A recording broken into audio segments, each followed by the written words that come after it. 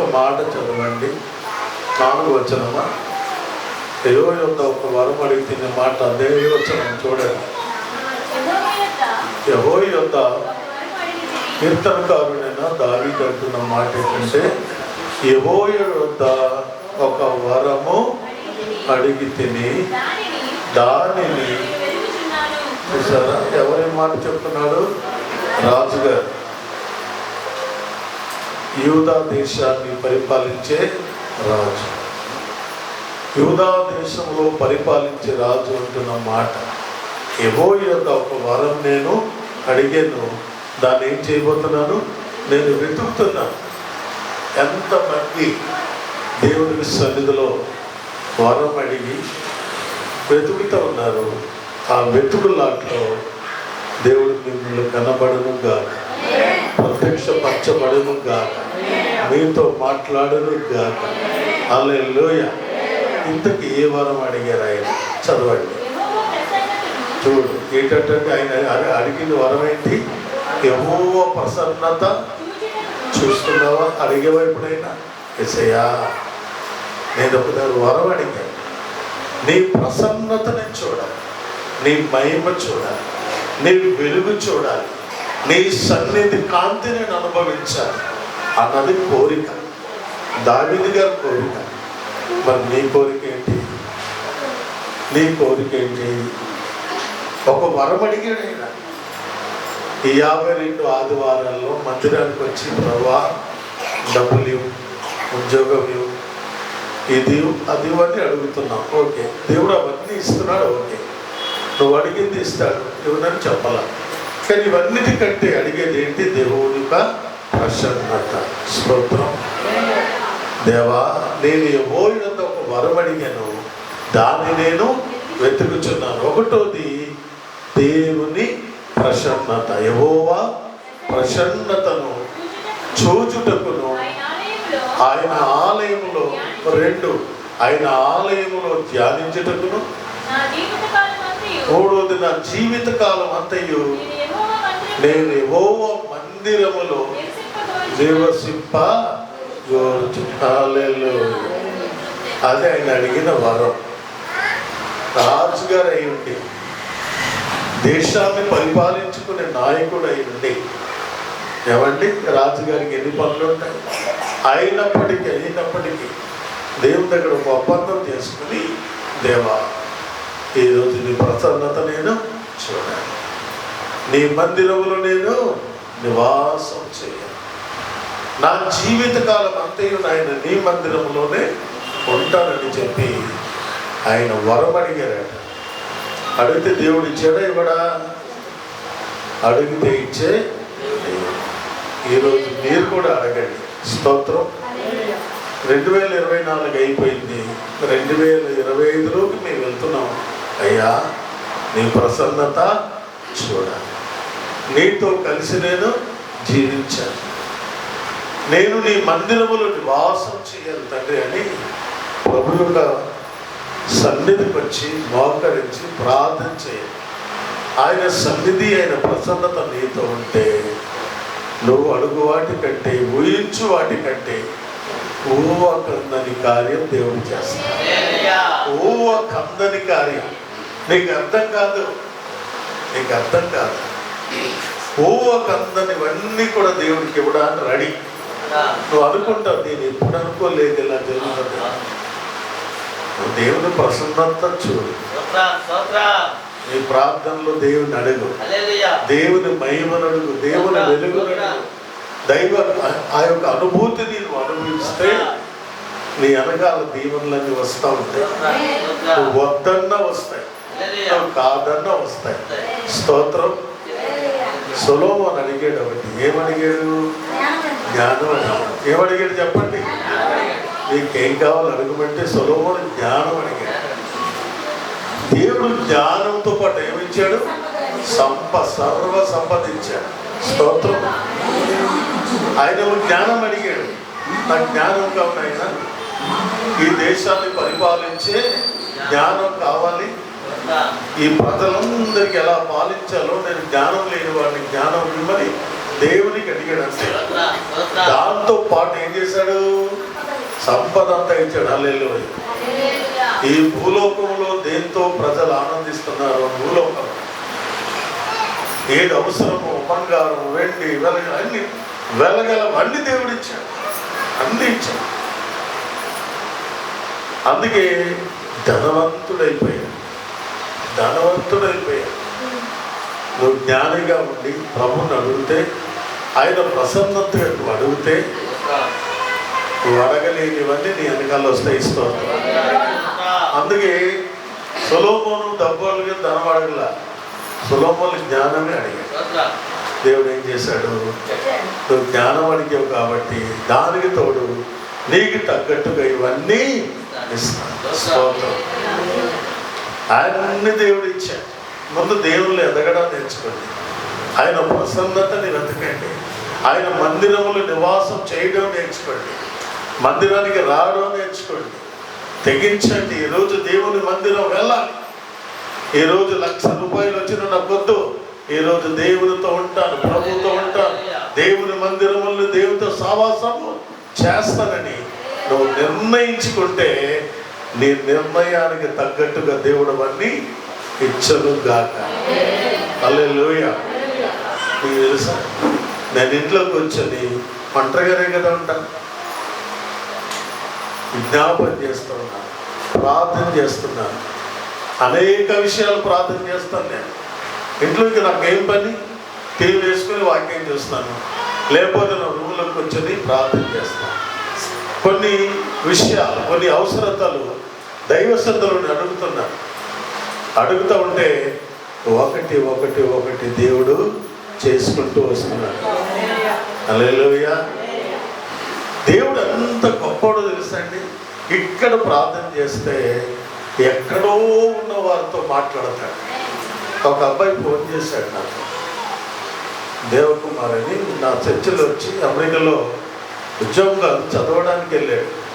3 రోజుల నుంచి తన కోసం చాలా ప్రార్థన చేస్తున్నాను నేను. మన చర్చి నుంచి చదువు అయిపోయి వెళ్ళిపోయిన వరకు ప్రార్థన చేస్తుంటే కొన్ని విషయాలు తనతో మాట్లాడాలి, కొన్ని విషయాలు చెప్పాలని ప్రార్థన చేస్తున్నా. అమెరికా ఫోన్ చేయడం నాకు ఎక్కువ రాదు, అది ఎలాగో ఫోన్ చేయాలని చెప్పాడు. తర్వాత సరే నేను ప్రార్థన చేస్తుంటే నిన్నటి రాత్రి సడన్గా ఫోన్ వచ్చిందండి. 11 గంటలకి. ఈ రాత్రి ఎవరు చేశారని చూస్తే ఫస్ట్ గారు నేనండి, దేవకుమార్ని. ఏం బాబు, 3 రోజుల నుంచి మీతో మాట్లాడమని నా హృదయం ఏం చేస్తుంది, తొందర పెడుతుందండి అన్న. నేను 3 రోజుల నుంచి ఇక్కడ ప్రార్థిస్తుంటే దేవుడు తనతో మాట్లాడుతున్నాడు. దేవునికి స్తోత్రం. దేవుని బిడ్డలను గమనించాలి. నీ ఆశ భంగము కానేరదు. ఆయన మీ కోరికలను సిద్ధింపచేసి మీ ఆలోచన యావత్తు సఫలపరిచే దేవుడు. అందుకు ఒక వరం అడుగు, దేవా నీ ప్రసన్నతను నేను చూడాలి, నీ మందిరములో నేను ధ్యానించాను, నా జీవితకాలం అంతయు నీ మందిరములో నివసింపకోరుచున్నాను. స్తోత్ర. ఎప్పుడైతే నువ్వు ఇది అడిగేవో సర్వ సంపదలు నీకు వస్తాయి. స్తోత్రం. నీకేది కావాలో దేవుడు తెలుసు.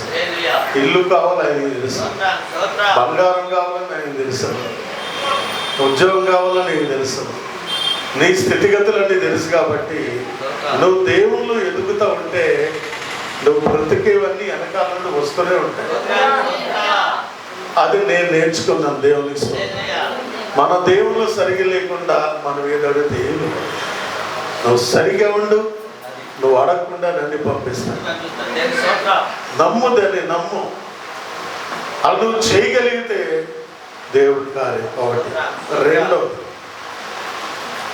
దేవుడు మనకి ఇంత ఇచ్చాడు అనుకోండి, అంతా మింగేయకూడదు. మనం చాలా మంది ఏం చేస్తారు తెలుసా, దేవుడు ఇచ్చిన ఇంత దానికి మింగేస్తారు. ఆ ఇంతలో ఇంత దేవునికి స్తోత్రం. ఇది సీక్రెట్ అండి, సీక్రెట్ నేను చెప్తున్నా. దేవుడు ఎంత ఇచ్చింది దాన్ని మింగేయకూడదు. ఏం చేయాలి? ప్రథమ ఫలం ఎవరిది? ఇలా తీసి కొద్దిగా అడిగించి, ఇదిగో నేను అడిగింది కొద్దిగా అడిగి ఎక్కువ అడిగాడా చెప్పండి. 100లో 10 ఎక్కువ తక్కువ? 90 ఎక్కువ 10 ఎక్కువ?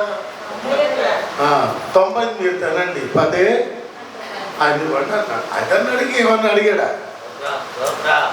దేవుడు ఇచ్చిన దాంట్లో ఎంత ఆయనకి పెట్టి ఎంత మనం తింటే దేవుడు ఎంత ఇస్తాడో మీకు తెలియదు.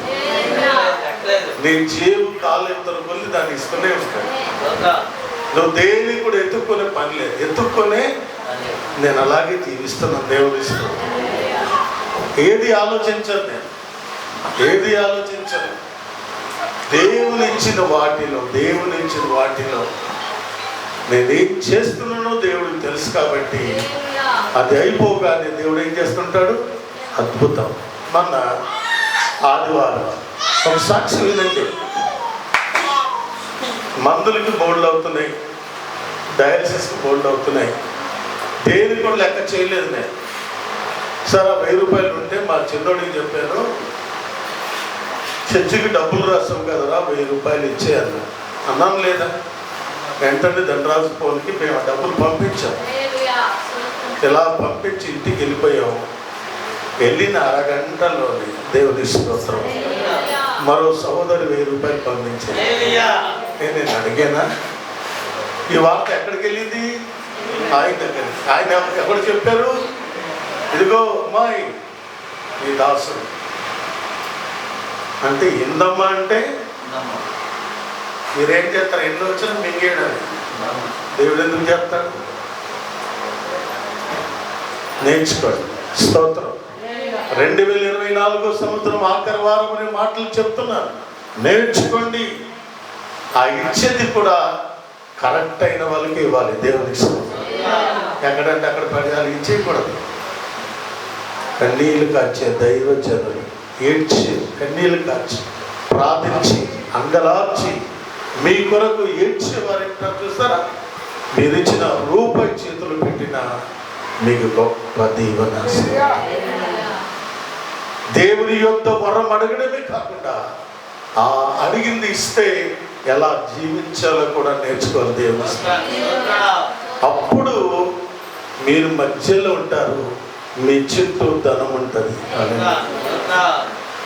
చూడలేని అద్భుతాలు చూస్తారు, ఆశ్చర్య కార్యాలు చూస్తారు, వెళ్ళలేని ప్రాంతాలు వెళ్తారు. మీరు ఎన్ని మేళ్ళు మీరు చూడగలరు. అది దేవుని వాక్యం. హల్లెలూయా. మరి ఈ సంవత్సరం ఎవరైనా లాస్ అయ్యారా? మీరు కానుకలు ఇచ్చినా, అర్పణలు ఇచ్చినా, ధనం ఇచ్చినా, దేనికోసం మీరు ఖర్చు పెట్టినా మీరు లాస్ అయితే అవ్వలేదు. అయ్యారా? దేవుడు మనకు లాస్ ఏమి చేయడు. దేవునికి లాస్ చేయకుండా దేవుడు ఏం చేస్తాడంటే ఏం చేయాలో ఆయనకి తెలుసా. అందుకే నీకేది అవసరమో అది నాకు తెలుసు అన్నాడు. అన్నాడా లేదా? అందుకని మన అవసరతలు ఎంత అవసరమో దేవుడు అవి తీర్చునుగాక. తర్వాత ఇంకెవరికైనా ఇచ్చిన తర్వాత ఇచ్చాను అని చెప్పకండి. హల్లెలూయా. ఎవరికైనా ఇచ్చావు, నేను తెచ్చాను ఎందుకంటే అలాగన్నా అనుకోండి ఆశీర్వాదంతో పోతాయి. కాబట్టి నువ్వు ఇచ్చింది చెప్పొద్దు. హల్లెలూయా. ఇది ఎవరు చూస్తున్నారు? దేవుడు చూస్తున్నాడు. దేవుడు ఏం చేస్తాడో తెలుసా మీకు? రహస్యమందు చూచు నీ తండ్రి నీకు ప్రతిఫలం ఇచ్చింది. హల్లెలూయా. అది నేను నేర్చుకున్నాను. నేను నేర్చుకున్నాను కాబట్టి ఈరోజు అంత హ్యాపీగా ఉండగలుగుతున్నాను. హల్లెలూయా. దేవుడు ఏది లోటు రానివ్వట్లేదు. ఎన్ని అవసరాలు ఉన్నా కూడా దేవుడే తీరుస్తూ ఉన్నాడు. ఎక్కడా దేవుడు నన్ను తక్కువ దేవుడు చేయలేదు. మీకు కూడా అది దేవుడు చేయలేదు. స్తోత్రం. ఆయన వరం అడిగి ఆయన ప్రసన్నత చూడండి. ఆయన వెలుగులో మీరు ఉండండి. ఆయన మందిరములు నివాసం చేయండి. ఆయన చెప్పినట్టుగా మీరు బ్రతకండి. మీరు కోరుకున్నవన్నీ మీ దగ్గరికి వచ్చి పడతాయి. దేవునికి అది ఎలాగో మీకు ఆశ్చర్యం. ఎప్పటి కదా ఆయన చేసిన కార్యాలట కంటికి కనబడవు, చెవికి వినబడదు, మనసు హృదయానికి గోచరము. ఏంటిలా జరిగింది, ఏంటిలాగైంది, ఇలాగ అవుతుందో అని అనుకోలేదు. దేవుడు ఎంత బాగా చేశాడో. దేవుడు చేసే కార్యాలు. మూడవది, ప్రతి విషయంలో తగ్గించుకోండి. ఏం చేయాలి? ఎందుకంత టెంపర్ ఎందుకు? దేవుడు ఇది కూడా చూస్తాడు. తగ్గించుకోండి. భర్త దగ్గర భార్య తగ్గించుకోండి, భార్య దగ్గర కూడా భర్త తగ్గించుకోవచ్చు, తప్పేమీ లేదు. పిల్లలు తల్లిదండ్రుల దగ్గర తగ్గించుకోండి. మీ మాటలు తక్కువగా పొద్దుగా ఉండాలి. అలా చేయని మీ ఇల్లు ఎంత బాగుంటారు. ఆ ఇల్లు నెమ్మదిగా ఉంటుంది, సమాధానంగా ఉంటుంది, సంతోషంగా ఉంటుంది, ఆనందంగా ఉంటుంది. తగ్గించుకోవట్లేదు చాలామంది. తగ్గించుకోరు. ప్రభు ఏమన్నాడంటే తను తాను తగ్గించుకొని వాడేమవ్వాలి? నువ్వు హెచ్చించి మాట్లాడితే నీకేం లేదు. నువ్వు తగ్గించుకున్నావు అనుకోండి, అన్ని విషయంలో దేవుడు ఏం చెప్తాడు? హెచ్చిస్తాడు. దేవుని ఇస్తాడు. అన్ని విషయంలో, డబ్బు విషయంలో, ధనం విషయంలో, భోగభాగ్యాల విషయంలో, అన్ని విషయంలో ఎక్కడ పెడతాడు? ఉన్నతమైన స్థితిలో పెడతాడు. స్తోత్రం. ఇది చాలా మందికి తెలియట్లా. తగ్గించుకోరు. మాటకు మన సమాధానం, చిన్నదానికి ఇసుముదల. ఇది దేవుని నమ్మడమా? చెప్పండి. ఇవన్నీ దేవుని నమ్మటమా? ప్రతిదానికి ఇసుకోవడం, ప్రతిదానికి చేసుకోవడం. అంటే నీకు ఆత్మీయంగా ఉండి ఇవన్నీ రావు. నువ్వు ఆత్మీయంగా ఉండి ప్రార్థన చేస్తే ఇవన్నీ ఉండదు. నీలో ప్రశాంతత కనబడుతుంది. దేవుని ప్రశాంతత నీ ముఖంలో పనిచేస్తూ ఉంటుంది. వెలుతురు నీలో ఉంటుంది, దైవ సన్నిధి ఉంటుంది, దైవ భక్తి నీలో ఉంటుంది. అందుకని ఒక ప్రశాంతమైన వాతావరణం నీ చుట్టూ ఉంటుంది. దేవుని స్తోత్రం. ఏది ఉన్నా లేకపోయినా ఒక ₹1,00,00,000 ఉన్నట్టు కనబడతాం. అది ధైర్యం, మన ధైర్యం వేసే ధైర్యం. అందుకే తగ్గించుకోండి. స్తోత్ర.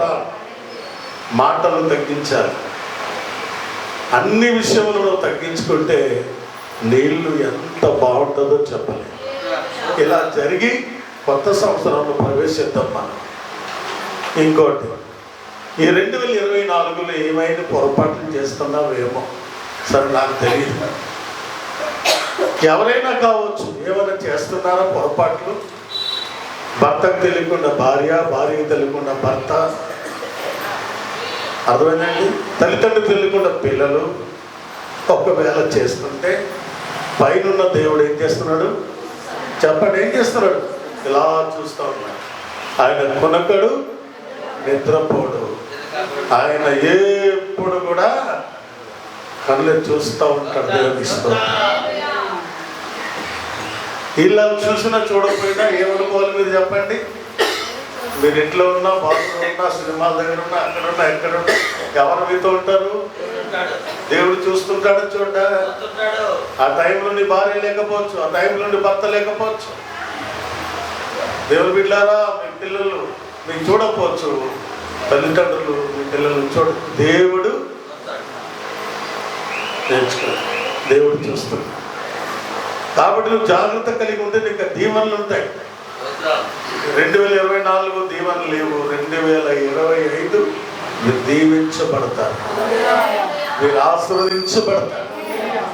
ఒక వరం అడుగు అంతే. దేవా, నేను తగ్గించుకునే వరం నాకు, నీ ప్రసన్నతను చూసే వరం నాకు, నీతో కలిసి జీవించే వరం నాకు, నీ ప్రసన్నత, నీ వెలుతురు ఎప్పుడు చూసుకుంటాలి అని దేవుణ్ణి అడిగితే నువ్వు ఆత్మీయుడిగా ఇక్కడే ఉంటావు. స్తోత్రం. అప్పుడు చూసిన వాళ్ళు ఆత్మీయులండి, దేవుడు నమ్ముకున్నారండి, వారు పొరపాట్లు చేయరండి, తప్పు చేయరండి అని వీధి వాడ మీకోసం చెప్పుకుంటారు. నేర్చుకోండి. ఇది లేకుండా మనం ఎన్ని యేసు ప్రభువు చెప్పినామండి. అందుకే జాగ్రత్త. ప్రవర్తన దిద్దుకోండి, జీవితాన్ని కట్టుకోండి, తగ్గించుకోండి. స్తోత్రం. 3. 4వది ఏంటో తెలుసా? ప్రేమ. నిన్ను వల్ల నీ పొరుగు వాడిని ఎంతమంది ఎలా చేస్తున్నారు? 1 కొరింథీ 13 ప్రేమ కోసం ఉంటుంది. మనం పాటగాళ్ళమైనా, ఆటగాళ్ళమైనా, వాక్యోపదేశకులమైనా, పరిశుద్ధాత్మ పూర్ణులైన, భాషలతో మాట్లాడిన ప్రేమ లేని వాడనైతే నేను వ్యర్థుడని చెప్పి పౌలయ్య గారు అన్నారు. అంటే ఇప్పుడు ఏం చేయాలి? ప్రేమ. చెప్పండి, ఏముండాలి? నిన్ను వల్ల నీ పొరుగువాన్ని ప్రేమించాలంట. కొంతమంది ప్రేమించాలి, క్షమించాలి, ప్రేమించాలి. దేవుని స్తోత్రం. సరే, ఎవరైనా మీకు ఒక మాట అన్నారు అనుకోండి, ఏం చేయాలి? క్షమించండి. ఆ పేరు పెట్టి ప్రార్థన చేసి వారిని నేను క్షమిస్తున్నాను ప్రభువా. క్షమించినట్టే ఉండాలి. నీ హృదయం నిర్మలమైపోద్ది, నీ హృదయంలో బరువు వెళ్ళిపోద్ది. అప్పుడు దేవుడు నీ ప్రార్థన దేవుడు వింటాడు. ఇవన్నీ వాక్యం చూపించడానికి టైం లేక టూకన్నీ చెప్తున్నాను. నీ ప్రార్థనకు దేవుడు జవాబిస్తాడు. అందుకే నిన్ను వల్ల నీ పొరుగు వారిని ప్రేమించు. ఏదైనా దొరుకుతూ నువ్వే తింటాం కాదు, పక్కవారు కూడా కాస్త పెట్టు. స్తోత్రం. పెడుతున్నావా? కొంతమంది అది అలవాటు ఉండదు, తినేయడమేమో. కాస్త ఇచ్చి చూడు, నీ ఎంటాలు పడతారు. దేవునికి స్తోత్రం. యేసు వెనకాల ఎందుకు వెళ్ళారు తెలుసు? ఇంతమంది, వేల మంది ఎందుకు చెప్పారు? తిండి పెట్టి యేసయ్య ఎక్కడికి వెళ్తే అక్కడ తిండి, ఎక్కడికి వెళ్తే అక్కడ. యేసు ప్రభుత్వం వెళ్తే ఏం దొరుకుతుంది? మేత దొరుకుతుంది. కాబట్టి ఏం చేయాలి? పొలో అని. దేవుడు కూడా వాళ్ళని అలాగే చూసేవాడు. దేవునికి స్తోత్రం. అందుకే వేల మంది రక్షించబడ్డ విశ్వాసం నేర్చుకోవాల్సింది ఏదో తెలుసా? నీతో పాటు ఇంకొక చర్చకి రావాలంటే నీ తిన్న దాంట్లో కొద్దిగా పెట్టు, నువ్వు తాగే దాంట్లో కొద్దిగా ఇచ్చేయి. ప్రేమించు. ఎలాగైనా వాళ్ళని దేవుని మందిరానికి తీసుకురావాలి. కాబట్టి వాళ్ళు ప్రేమించడం ముందు నేర్చుకోండి. దేవుని స్తోత్రం. అప్పుడు వాళ్ళు దేవుని సన్నిధి మీతో పాటు వస్తారు. వాళ్ళు వస్తున్నారు, తలుపేసుకొని మూసేసుకొని చికెన్ వండి, మటన్ వండి తినేది కంటే ఆ వచ్చిన వాళ్ళు కూడా కాస్త పెడితే ఎంత ప్రేమ! ఇది దేవుని ప్రేమ. దేవునికి స్తోత్రం. ఇలా చేశారనుకోండి, ఓహో దేవుని నమ్ముకుంటే ఇలా ఉంటుందా అని నీతో పాటు కొద్దిమంది వస్తారు. దేవునికి స్తోత్రం. ఇది యేసయ్య నేర్పించిన బాటలో మనం వెళ్ళాలి. అందుకే నిన్ను వల్ల నీ పొరుగు వాడిని ప్రేమించాలి. నిన్ను ప్రేమించిన వాళ్ళే ప్రేమించడం కాదు, నేను ద్వేషించిన వాళ్ళు కూడా ఏం చేయాలి? ప్రేమించడం నేర్చుకోవాలి. అలా మీరు చేయగలిగితే మీరు బాగుంటారు, మీ కుటుంబం బాగుంటుంది, మీ సంఘం బాగుంటుంది. హల్లెలూయా. క్రిస్మస్కి ఎంతమందికి భోజనాలు పెట్టారు? కనీసం ఇరుగు పొరుగు వాళ్ళకి 2 ముగ్గురుగా అన్నం పెట్టారా? పేదవారికి ఒక వస్త్రం ఇవ్వగలిగారా? ఏమంటే ఒక స్వీట్ కొని ఒక ప్యాకెట్ అందరూ పంచారా? క్రిస్మస్ అమ్మ, రెండమ్మ, తినండమ్మని ఇవ్వగలిగారా? లేదు. క్రిస్మస్ అంటే ఇవ్వటం, తీసుకోవడం కాదు. స్తోత్రం. చెప్పండి, క్రిస్మస్ అంటే ఏంటి? తెలుసా సంగతి? ఎప్పుడు చెప్తుంటాను, ఇవ్వటం. మనం తీసుకుని తినేయడం కాదు. మనం ఏం చెప్తాం? కేజీ చికెన్ తెచ్చి వండేసుకుంటాం, కేజీ మటన్ తెచ్చి వండేసుకుంటాం, కేజీ చేపలు ఫ్రై చేసి కూర్చోరా. ఇదా ఈ దేవుడు చెప్పాడా? మనం తినడానికి అనేక మందికి చేయి చెప్పడం. దేవునికి స్తోత్రం. ఆ భోజనం టైంలో అన్నిలు పిలిచి కొద్ది భోజనం పెట్టి, అమ్మా దేవుడిని నమ్ముకోండి, దేవుని ఉంచబడతాడు. ఒక వరం అడుగు అంతే. దేవా, నేను తగ్గించుకునే వరం నాకు, నీ ప్రసన్నతను చూసే వరం నాకు, నీతో కలిసి జీవించే వరం నాకు, నీ ప్రసన్నత, నీ వెలుతురు ఎప్పుడు చూస్తూ ఉండాలి అని దేవుణ్ణి అడిగితే నువ్వు ఆత్మీయుడిగా ఇక్కడే ఉంటావు. స్తోత్రం. అప్పుడు చూసిన వాళ్ళు ఆత్మీయులండి, దేవుడు నమ్ముకున్నారండి, వారు పొరపాట్లు చేయరండి, తప్పు చేయరండి అని వీధి వాడ మీకోసం చెప్పుకుంటారు. నేర్చుకోండి. ఇది లేకుండా మనం ఎన్ని యేసు ప్రభువు చెప్పినాడు. అందుకే జాగ్రత్త, ప్రవర్తన దిద్దుకోండి, జీవితాన్ని కట్టుకోండి, తగ్గించుకోండి. స్తోత్రం. 3. 4వది ఏంటో తెలుసా? ప్రేమ. నిన్ను వల్ల నీ పొరుగు వాడిని ఎంతమంది ఎలా చేస్తున్నారు? 1 కొరింథీ 13 ప్రేమ కోసం ఉంటుంది. మనం పాటగాళ్ళమైనా, ఆటగాళ్ళమైనా, వాక్యోపదేశకులమైనా, పరిశుద్ధాత్మ పూర్ణులైన, భాషలతో మాట్లాడిన ప్రేమ లేని వాడనైతే నేను వ్యర్థుడని చెప్పి పౌలయ్య గారు అన్నారు. అంటే ఇప్పుడు ఏం చేయాలి? ప్రేమ. చెప్పండి, ఏముండాలి? నిన్ను వల్ల నీ పొరుగు వాడిని ప్రేమించాలంట. కొంతమంది ప్రేమించాలి, క్షమించాలి, ప్రేమించాలి. దేవుని స్తోత్రం. సరే, ఎవరైనా మీకు ఒక మాట అన్నారు అనుకోండి, ఏం చేయాలి? క్షమించండి. ఆ పేరు పెట్టి ప్రార్థన చేసి వారిని నేను క్షమిస్తున్నాను ప్రభువా. క్షమించినట్టే ఉండాలి. నీ హృదయం నిర్మలమైపోద్ది, నీ హృదయంలో ఒక బరువు వెళ్ళిపోద్ది. అప్పుడు దేవుడు నీ ప్రార్థన దేవుడు వింటాడు. ఇవన్నీ వాక్యం చూపించడానికి టైం లేక టూకన్నీ చెప్తున్నాను. నీ ప్రార్థనకు దేవుడు జవాబిస్తాడు. అందుకే నిన్ను వల్ల నీ పొరుగు వారిని ప్రేమించు. ఏదైనా దొరుకుతూ నువ్వే తింటాం కాదు, పక్కవాళ్ళు కూడా కాస్త పెట్టు. స్తోత్రం. పెడుతున్నావా?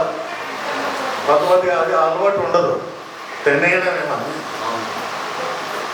కాస్త ఇచ్చి చూడు, నీ ఎంటాలు పడతారు. దేవునికి స్తోత్రం. యేసు వెనకాల ఎందుకు వెళ్ళారు తెలుసు? ఇంతమంది, వేల మంది ఎందుకు చెప్పారు? తిండి పెట్టి యేసయ్య ఎక్కడికి వెళ్తే అక్కడ తిండి, ఎక్కడికి వెళ్తే అక్కడ. యేసు ప్రభుత్వం వెళ్తే ఏం దొరుకుతుంది? మేత దొరుకుతుంది. కాబట్టి ఏం చేయాలి? పొలో అని. దేవుడు కూడా వాళ్ళని అలాగే చూసేవాడు. దేవునికి స్తోత్రం. అందుకే వేల మంది రక్షించబడ్డారు. విశ్వాసం నేర్చుకోవాల్సింది ఏదో తెలుసా? నీతో పాటు ఇంకొక చర్చకి రావాలంటే నీ తిన్న దాంట్లో కొద్దిగా పెట్టు, నువ్వు తాగే దాంట్లో కొద్దిగా ఇచ్చేయి. ప్రేమించు. ఎలాగైనా వాళ్ళని దేవుని మందిరానికి తీసుకురావాలి. కాబట్టి వాళ్ళు ప్రేమించడం నేర్చుకోండి. దేవుని స్తోత్రం.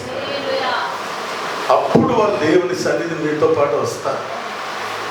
వాళ్ళు వస్తున్నారు, తలుపేసుకొని మూసేసుకొని చికెన్ వండి, మటన్ వండి తినేయండి. ఆ వచ్చిన వాళ్ళు కూడా కాస్త పెడితే ఎంత ప్రేమ! ఇది దేవుని ప్రేమ. దేవునికి స్తోత్రం. ఇలా చేశారనుకోండి, ఓహో దేవుని నమ్ముకుంటే ఇలా ఉంటుందా అని నీతో పాటు కొద్దిమంది వస్తారు. దేవునికి స్తోత్రం. ఇది యేసయ్య నేర్పించిన బాటలో మనం వెళ్ళాలి. అందుకే నిన్ను వల్ల నీ పొరుగు వాడిని ప్రేమించాలి. నిన్ను ప్రేమించిన వాళ్ళే ప్రేమించడం కాదు, నేను ద్వేషించిన వాళ్ళు కూడా ఏం చేయాలి? ప్రేమించడం నేర్చుకోవాలి. అలా మీరు చేయగలిగితే మీరు బాగుంటారు, మీ కుటుంబం బాగుంటుంది, మీ సంఘం బాగుంటుంది. హల్లెలూయా. క్రిస్మస్కి ఎంతమందికి భోజనాలు పెట్టారు? కనీసం ఇరుగు పొరుగు వాళ్ళకి 2 ముగ్గురుగా అన్నం పెట్టారా?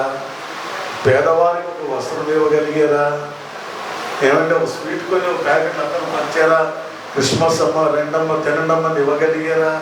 లేదు. క్రిస్మస్ అంటే ఇవ్వటం, తీసుకోవడం కాదు. స్తోత్రం. చెప్పండి, క్రిస్మస్ అంటే ఏంటి? తెలుసా సంగతి? ఎప్పుడు చెప్తుంటాను, ఇవ్వటం. మనం తీసుకుని తినేయడం కాదు. మనం ఏం చెప్తాం? కేజీ చికెన్ తెచ్చి వండేసుకుంటాం, కేజీ మటన్ తెచ్చి వండేసుకుంటాం, కేజీ చేపలు ఫ్రై చేసి కూర్చోరా. ఇదా ఈ దేవుడు చెప్పాడా? మనం తినడానికి అనేక మందికి చేయి చాపడం. దేవునికి స్తోత్రం. ఆ భోజనం టైంలో అన్నిళ్ళు పిలిచి కొద్ది భోజనం పెట్టి, అమ్మా దేవుడిని నమ్ముకోండి, దేవుని